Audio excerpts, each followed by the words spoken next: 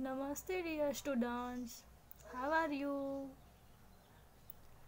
Close your eyes.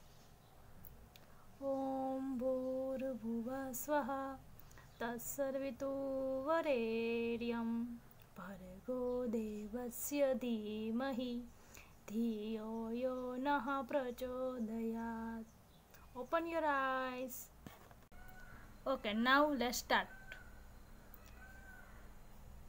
Today's topic on the basis of origin.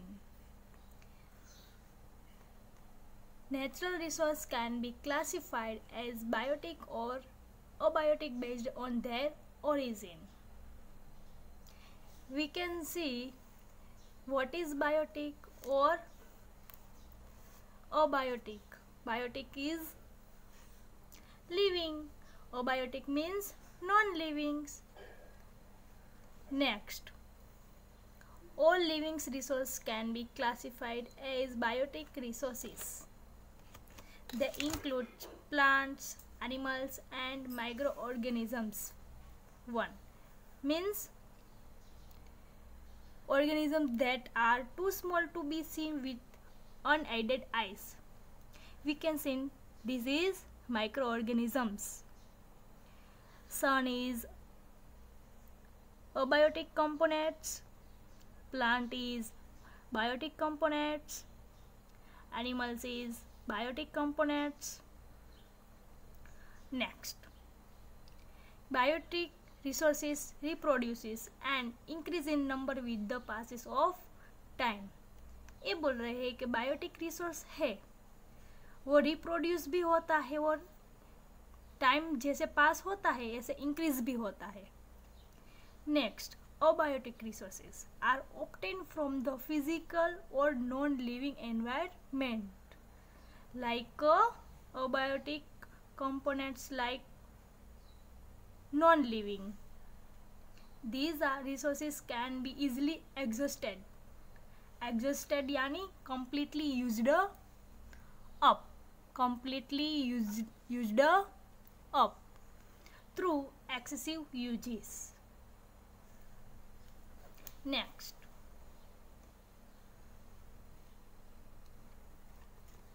these includes lands, minerals and water. These are include in non-living. The utility of these resources depends upon their value and accessibility.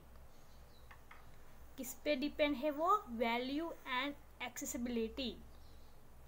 Next topic is on the basis of development.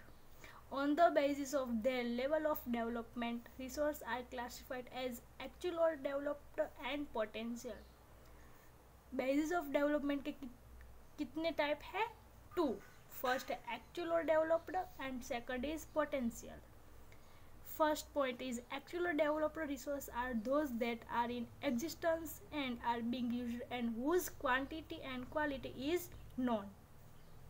Like oil reserve of the Arab countries, gold deposit of South Africa and the hydroelectric power generated by the Bhakra Nagal Dam are all example of actual developed resources. हम देखते हैं कि actual जो resource है इसमें oil कहाँ से मिलता है? अरब कंट्रीज से. गोल्ड कहाँ से मिलता है? साउथ अफ्रीका से. और हाइड्रो इलेक्ट्रिक पावर कहाँ से जनरेट होता है? भाखरा नागल डैम से.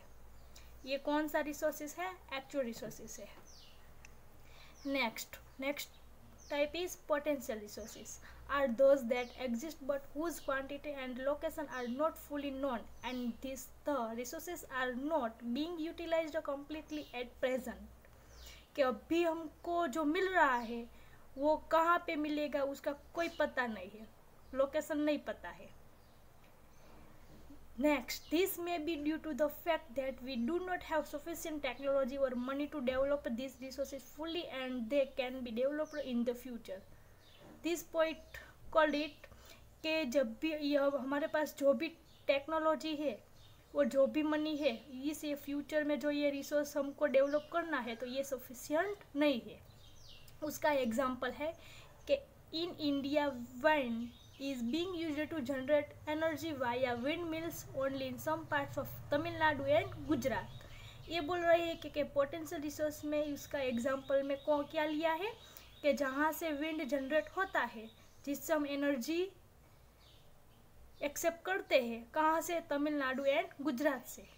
Hence wind is potential resource in India. कहाँ से हमको मिलता है? Wind is potential resource in India. Similarly solar energy is also potential resource in India. ये जो सोलर एनर्जी है वो भी पोटेंशियल रिसोर्स का ही हिस्सा है. हम इसमें फैक्ट फाइल दिखते हैं कि ये क्या सच है कि फ्रॉम 2008 और 2012 में क्या हुआ था, 2008 और 2012 the US doubled 2008 and 2012 the US doubled the renewable generation from wind, solar and geothermal source. जो ये रिन्यूएबल रिसोर्स है like wind, solar and geothermal sources. समझ में आ गया? Okay. Third point is on the basis of renewability. उसके two types है on the basis of renewability. Natural resources can be classified as a renewable और non renewable. इसमें first है natural resources which can be reproduced और regenerated within a given period of time are called renewable resources. मैंने जो भी जिसके line पे underline की है वो इम्पोर्टेंट पॉइंट है, वो आपको अच्छे से याद रखने हैं. Okay students. Next, some natural resources like sunlight and air are unlimited in quantity. के रिन्यूएबल रिसोर्सेज है, इसमें कौन सा उसका है नेचुरल रिसोर्स में कौन सा एग्जांपल है? Sunlight and air. जो वो कैसे क्वांटिटी है? अनलिमिटेड क्वांटिटी है, तो वो रिन्यूएबल में आती है. These are called inexhaustible resources. उसको दूसरा नेम है इनएग्जिस्टेबल, जो अनलिमिटेड है. Okay. There quantity is not limited. जो उसकी लिमिट फिक्स है.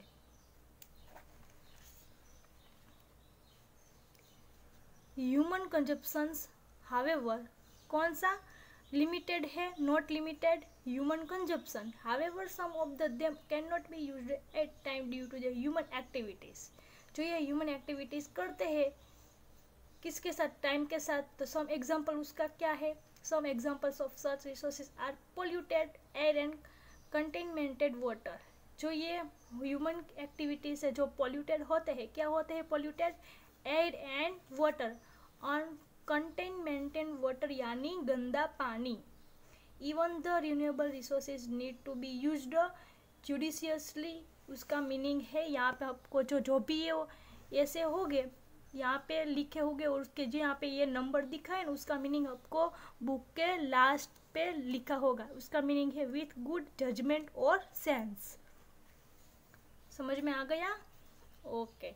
To prevent misuse and over exploitation. उसका अच्छे से नहीं मिसयूज करना. किसका? नॉन रिन्यूएबल रिसोर्स का. Next point is natural resources which are limited in stock are the called non renewable. जिसका नेचुरल रिसोर्सेज है इसमें से जो लिमिटेड स्टॉक में है उसको बोलते हैं नॉन रिन्यूएबल. जिसका स्टॉक है वो लिमिट में है. अनलिमिट में क्या आएगा? सनलाइट. वो नॉन जो लिमिटेड में है वो इसमें आएगा. उसका एग्जांपल इसमें दिया है. और दूसरा नॉन रिन्यूएबल को दूसरा नेम क्या है? Inexhaustible resources. This resources once and existed cannot be renewable as the natural process of their formation is very slow. Natural process है वो कैसी है? वेरी स्लो है. इसका एग्जाम्पल है किसका? Minerals like coal, petroleum and natural gas are example of such resources. वो किसका है? नॉन रिन्यूएबल का है. ओके. आपको यहाँ तक समझ में अच्छे से आ गया होगा. आज का सेशन यहाँ तक ही रखते हैं. Thank you.